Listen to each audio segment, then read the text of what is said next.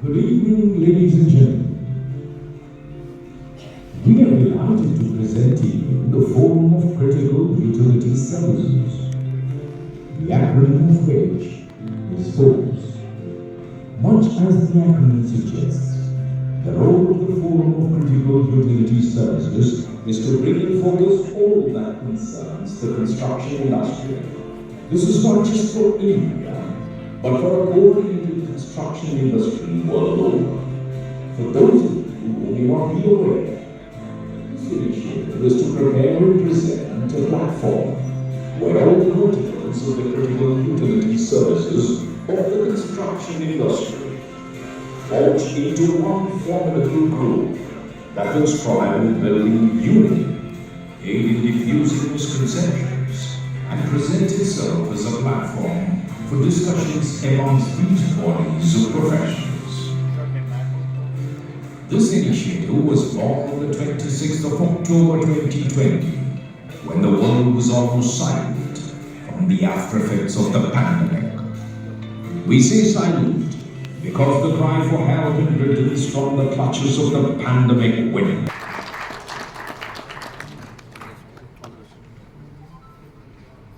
Focus with our objectives looking towards lifetime performance, regulatory control, integration, benchmarking, sustainable development, with all the support, encouragement, and involvement of people from various sectors. I think we should efficiently move forward in battling with the climate change and also looking at building resilient spaces. Thank you once again. Now we have Dr. Ganges Reddy Garu, who is founder and CEO, Blue Drop Enviro Private Limited, and they are our platinum sponsors. To give you a brief of what sort of work he does, Dr. Gangadhar Reddy Garu is known among professional circles as Ganges Reddy, and he is an environmental sustainability expert. He is the founder and CEO of Blue Drop Enviro Private Limited. A mechanical engineer by education, has over 22 years of industry experience, of which a decade was from overseas work in the USA in the field of information technology. After his return to India, being passionate about environment and believing in the best practices for eco-friendly human existence, he chose to get into wastewater treatment, bringing innovation and sustainability into the game to give water a second life. Wastewater treatment has been a major concern and pain area for government, public, and private organizations alike. His team at Blue Drop is fully focused on delivering sustainable and economical wastewater treatment solutions that are effective and environment friendly. He is also active in community building through education training on water-related subjects and providing solutions to rejuvenate polluted lakes. He believes in personal transformation through meditation and has been a heartfulness meditator for over 2 decades. He has also been a heartfulness trainer and mentor since 2012. He has spent significant time and efforts in bringing awareness across India towards natural and sustainable wastewater treatment technologies among government and private sectors. He has been working widely on social issues like polluted lakes and nalas. We are very happy to have you here, sir.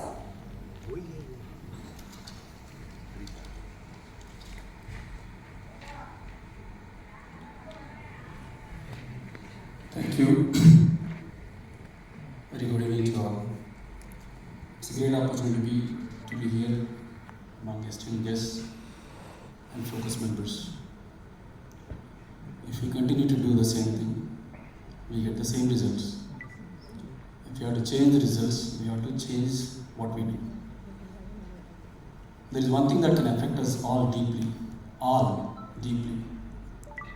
COVID did not affect everybody. It has affected a lot, but not everybody. Economical crisis will affect a lot, but not everyone. But climate, when it goes for a toss, it can affect everybody. That includes all living beings, apart from professionals, people, animals, everything else. And we are talking about 1.5 degree temperature rise, we are talking about mitigation strategies, we are talking about sustainable development, we are talking about strategies to address the growing needs of the population while keeping our earth safe for us to live. And a lot of us are committed to do that. How is it possible? It is possible through changing the way we conduct ourselves and introducing opportunities where people can adopt. We may talk all along about reducing emissions, but if you don't have a way to move from a diesel vehicle to an electrical vehicle, would it be possible? Such is one possibility that we bring to the Indian continent, that we have introduced a great deal of opportunity by providing low carbon, low emissions, low energy solutions that not only reduce our emissions but also provide other benefits that I am going to present in a few minutes. As a company and a group of people that I have behind me, we are committed to environment in every grain of what we do. So literally this image conveys our commitment to the environment, that we are bringing this complex, expensive and challenging sewage treatment which is experienced across the country, that people have been deploying systems, but what is the result of that? This is a self-explanatory slide that gives you an idea.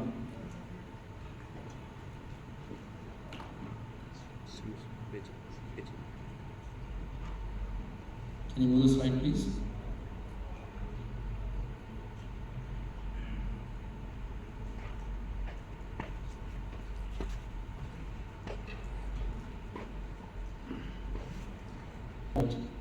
Sorry about that.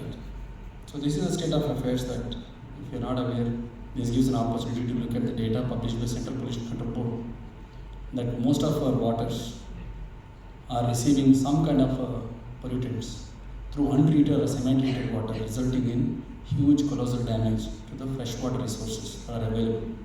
If this is the state of affairs, who do we find it wrong? Is it the designers? Is it about the MEP consultants? Is it about the builders? Or about the operators? Or the methodologies? Whatever it may be, the net result is very visible. So let's look at the root causes for some of these things. Whatever I am presenting is not an absolute truth that it's all 100% is like that, but majority is what we are seeing represented by this data here. Constant repairs, skilled workforce requirements, high energy bills, sludge handling, then order. STPs are categorized by the signature. You don't have to ask anybody where the STP is. There are no stakes there, it's a GPS. So the order is a major problem. People are afraid of STPs being around them. Noise, and finally, I'm finding it difficult to operate this. So while these are the challenges that we have, how do you think we are going to run these systems? How long? Are there any alternatives? We talk about lowest cost. Everywhere we talk about cost. But visible cost and invisible cost. The invisible cost is what brought us together to look at alternatives. That the life cycle cost doesn't necessarily compromise of economics, but how about the GHG emissions? Today, STPs and ETPs are the 6th largest contributors to the greenhouse gas emissions. And that fact is never coming into our design principles. Then sludge. A lot of people talk about sludge as something that can be used as manure. How many places is it really used as manure? The number of drives and the complexities. Well, can we do away with these systems? I don't believe so. I'm not saying that we cannot use conventional systems, but wherever possible, if we can find alternatives to the conventional systems, it may help us save the day.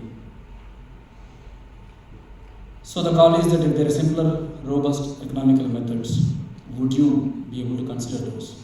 And what are those methods? We bring aerated treatment wetlands. These are nature-based solutions. Nature has its own power, just the way we put cow dung in the fields, and the bacteria breaks it down, the crops take it up for their growth. Exactly the same way, the sewage can be passed through the roots of certain aquatic plants where the bacteria resides and then decomposes the waste and converts that into food for the plants. This is nature's beauty. Nature is all powerful, it can do it. Science has been there for quite some time. What we have done is not inventing the science, but engineering the system that can fit into urban spaces and meet the requirements of the most of the customers. So these are chemical free, these are order free, they are low energy systems. Now you can see apples to apples. Conventional systems versus are aerated wetlands. They don't have a number of drives. A gardener can run it. He need not be there all the time. A few hours a day is more than enough. All that you need to do is housekeeping. So these kind of systems can transition us from where we are to where we should be eventually. So how does it work? The aerated wetlands talk about an advanced engineering that is available only at this point of time with our company in India, that we're able to configure the systems to provide micro-aeration at the bottom of the wetland. The blowers need not run 24 hours. This for MEP consultant so that you can register the data. The blowers only run 8 hours a day. When you run 8 hours a day, which means that your machinery is safe, is not getting into wear and tear. And it requires only half the capacity of your blowers. So your energy cost is going down by 80% almost. And because there are not much of a moving parts, the systems are safe, not requiring babysitting. And a lot of nature-based solutions have posed challenges. People have complained about the order, they don't work beyond 1 year, 2 years. Yes, that has been the case with a lot of systems that I have also witnessed. As I came back from US, I traveled across India, and I found that as much as conventional systems have done the disservice when they are not operated properly, not designed properly, same way nature-based solutions also have defunct at many places. It is not about gutta khodo gitti dalo or podo dalo and hota hai kaam, nahi hota hai aisa. It has to be engineered. That's why we're all here engineers. It has to be engineered. We know that diesel has a calorific value.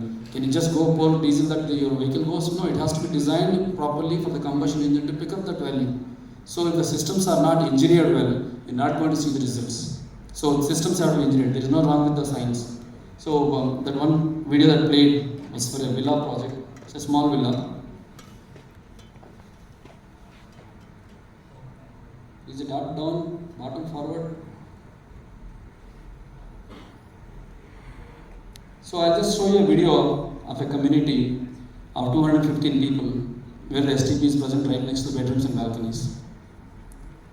The conventional systems versus aerated wetlands.